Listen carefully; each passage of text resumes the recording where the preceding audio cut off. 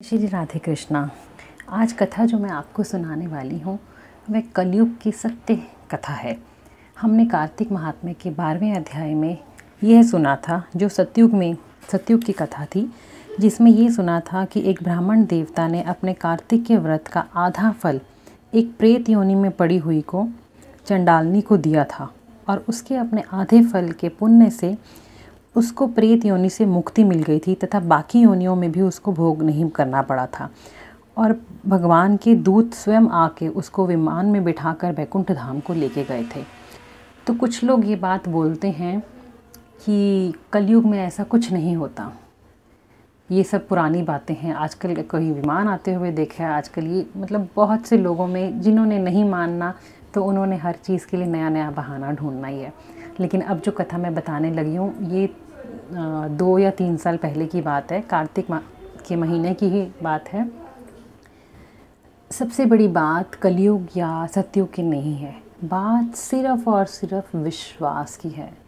अगर आपको विश्वास है तो अभी आपके सामने भगवान प्रकट हो जाएंगे। अगर आपकी श्रद्धा है तो सब कुछ हो जाएगा, बस सिर्फ़ और सिर्फ विश्वास की बात है। मेरी एक फ्रेंड है, आगे उसकी एक फ्रेंड है, तो वो कार्तिक में बहुत पूजा पाठ करती है, कथा पढ़ती है, सब कुछ है। लेकिन जब वो कथा, तब उसने शायद पहली या दूसरी बार कार्तिक करा था, उससे पहले कभी नहीं करा था, 3 साल पहले। तो वो जब कथा पढ़ती है तो बहुत दिल से पढ़ती है, एक एक चीज़ को उसको लगता है कि हाँ सच में ये सब होता है, और सच्ची में अगर मानो तो सब कुछ होता है। तो जब उसने ये वाली कथा पढ़ी तो उसके मन में घूमने लगा, हाँ सच्ची में ऐसा होता है। थोड़े दिन बाद ही पता चला कि उसकी जो फ्रेंड थी, उसका ब्रदर हिमाचल में रहता है, वहाँ पे पहाड़ होते हैं। वो गाड़ी ड्राइव कर रहा था, हार्डली वो 32 साल का था। वो गाड़ी ड्राइव कर रहा था और गाड़ी ड्राइव करते करते पता ही नहीं चला, अचानक से कोई पहाड़ ऊपर से टूटा और उसका नुकीला पत्थर सीधा उसकी कार की छत के ऊपर से आके उसके ब्रेन के अंदर घुस गया। और वो धीरे धीरे, गाड़ी तो उसकी साइड पे लग गई लेकिन सोचो कि कैसी उसके ऊपर बेचारे पे हालत थी उसकी, कि वो नुकीला पत्थर गाड़ी की छत फाड़ के उसके दिमाग के अंदर घुस गया। बस उस बुरा हाल हो गया, इधर भाग उधर भाग। चंडीगढ़ में पीजीआई में उसको लाया गया, बहुत दिन तक उसकी तबीयत बहुत ख़राब रही। एक टाइम ऐसा आया कि उसको वेंटिलेटर पे डाल दिया गया। तो जिसका भाई था उसने अपनी, वो अमृतसर की है, तो उसने अपनी जो फ्रेंड पूजा पाठ करती थी, कार्तिक का कर रही थी, उसको बताया कि मेरे भाई की हालत बड़ी ख़राब है। तो बहन अपने भाई के बारे में बताएगी, ऐसी हालत होगी तो बट ऑब्वियस है वो रोने से भी बदतर होएगी, क्या हाल होगा उसका। तो जब उसकी फ्रेंड ने ये सब सुना तो उसका दिल, वो भी रो पड़ी, उसको बहुत दुख हुआ। तब उसने भगवान जी के आगे बैठकर यही बोला कि भगवान, मुझे कोई पूजा विधि नहीं आती कि हमें अपना फल किस प्रकार किसको दिया जाता है।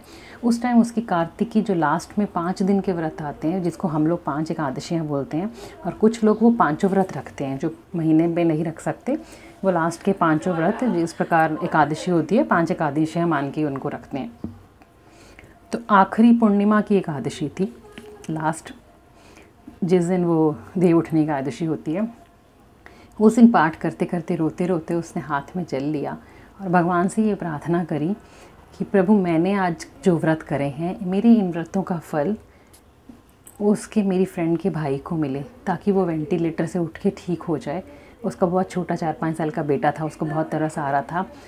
तो वो भगवान के आगे हाथ जोड़ के रोते हुए बस यही बोलती रही कि मुझे नहीं पता, कि मेरा विश्वास है कि ऐसा आपकी कथा में लिखा था कि उस बंदे ने उस चंडालनी को, उस प्रेतनी को अपना कार्तिक का आधा पुण्य दिया था, तो वो ठीक हो गई थी और वैकुंठ धाम से उसको लेने आए थे और उसकी योनि छूट गई थी। तो मैं आपसे ये बोल रही हूँ कि वो वेंटिलेटर से उतर जाए और ठीक ठाक हो जाए। बाद में उसको कुछ, कभी भी बाद में जब उसकी हो, लेकिन अभी वो ठीक हो जाना चाहिए। ऐसी प्रार्थना करके उसने बस उसको उसके बाद शाम को इंतज़ार होना शुरू कर दिया कि मैं अभी उसको फ़ोन करूँगी और मुझे मैसेज मिलेगा कि उसको वेंटिलेटर से उतार दिया गया है और उसकी हालत ठीक होने शुरू हो गई है। और भगवान की भक्ति में उसको, क्योंकि विश्वास था, उसने अपने व्रत का फल अपनी फ्रेंड के भाई के लिए दिया था, जिसको उसने कभी जीवन में देखा भी नहीं था, सिर्फ सुना था कि उसका भाई है। भगवान ने उसकी पुकार सुनी और अगले दिन खबर आई कि वो वेंटिलेटर से उसको हटा दिया गया, उसकी रिकवरी शुरू हो गई है।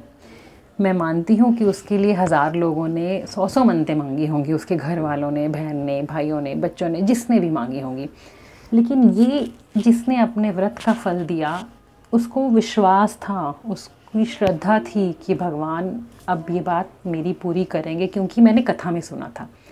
जब हम विश्वास रख के, श्रद्धा रख के भगवान पे अपनी डोर छोड़ते हैं तो वो अवश्य ही हमारी बात सुनता है। तो ऐसा कुछ नहीं है कि ये घटनाएं सिर्फ सतयुग में हुआ करती थी। श्रद्धा और विश्वास रखेंगे तो कलयुग में भी सब कुछ घटित होता है। जिस प्रकार वो ठीक हुआ है, तो उससे ये पता चलता है कि हम जब भगवान से सच्चे दिल से कुछ मांगते हैं तो वो अवश्य ही पूरी करता है। तो आशा करती हूँ ये कथा आपको अच्छी लगी होगी। इसको ज़्यादा से ज़्यादा लोगों से शेयर करें, ताकि जो लोग ये सोचते हैं कि ये सब व्रत, ये दीपदान करना, पूजा पाठ करना, ऐसा कुछ नहीं होता, करने से बेकार है, उनको पता चलना चाहिए कि नहीं, ये कुछ भी बेकार नहीं है। बहुत शक्ति है इन सब चीज़ों में। अगर मानो तो सब कुछ है, ना मानो तो कुछ भी नहीं है। आप सबका दिन शुभ हो। जय श्री राधे कृष्णा।